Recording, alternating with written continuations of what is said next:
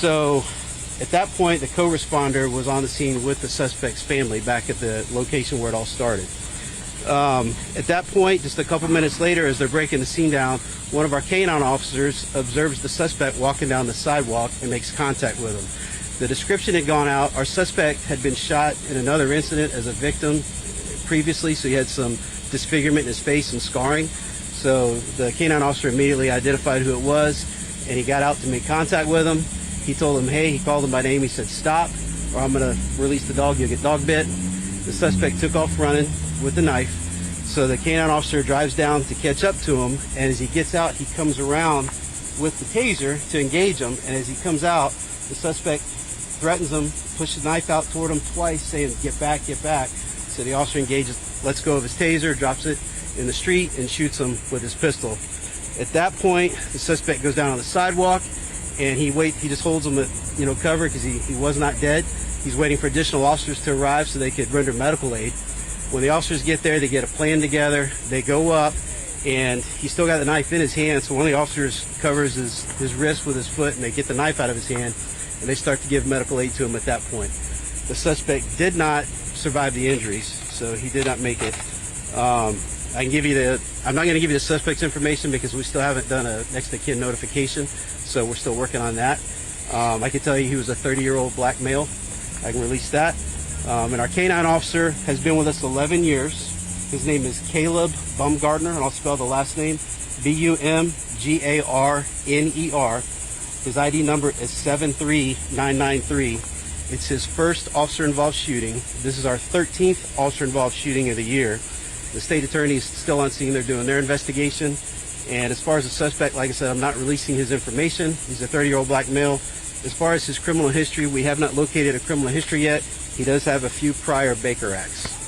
And with that, we can take any questions you have. Does it seem like he knew the folks at the house that he attempted to put on fire? I don't know. They're neighbors of his mother. I don't know if he lived there or not. That's all stuff they're still looking at. So did he actually try to light the house on fire? Or he was going to Two different locations in the house. Of that house? Where was that house located? It's in the 1500 block of 16th Street. Okay, and then how did we end here? This is where he died. He just ran. He ran for an hour and a half, and they had the perimeter, and they kept losing sight. They had the perimeter, they expanded, and he ended up basically 10 blocks away is where all this happened. Was the taser actually used? No, he had the taser as he got out, and as he got to the front of the car, he's well within that reactionary gap, and the guy confronts him and points the knife at him 2 times, saying, get back, get back. That's a lethal encounter. At that point, he goes to lethal force. So he dropped his taser right in the road and went to his firearm. It's important to note also, first he warned because he was going to release the dog initially. Then he exited the vehicle and deployed it. He was going to deploy his taser. Then when the knife enters the equation and the threat, he drops that taser and goes lethal. That's the order of how things happen. About how long were they looking for him? About an hour and a half. About an hour and a half this morning. Was there a helicopter involved? We just had some folks mention that they thought they saw or heard a helicopter. I haven't confirmed that, but there's usually a helicopter if they're available and we have a perimeter. So we haven't confirmed that, but I wouldn't be surprised. How many shots were fired? 5 shots. And just wanted to ask about Long Branch Elementary. I know it's kind of a couple blocks away. Is there a soft lockdown or anything going on at the school you're They're not in any danger at all whatsoever. They were never in any danger. Does JSO have I know you probably have a protocol with someone, you get a call about being mentally ill in a sense, but can you just describe, I guess, that maybe there's a fine line in terms of when there's a threat versus someone mentally ill and how to deal with that? Sure. So we have the co-responder program you guys all know about, right? So if it's not a violent situation, we'll deploy the co-responders. We're not going to put them in a situation, the sheriff's mentioned that at the town halls that we just had, we're not going to put a citizen in a violent situation where they become a victim of something. So in this case, he was here, it was upgraded to an arson. The guy was armed with a knife, but the co-responder was back with the family.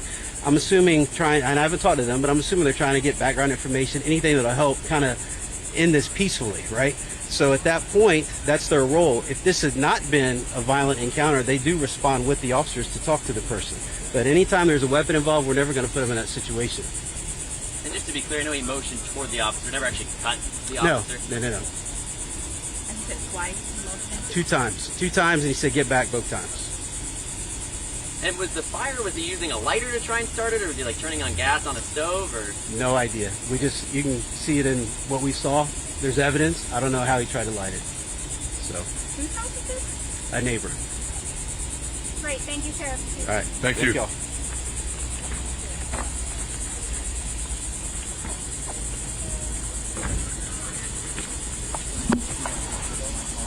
Yeah.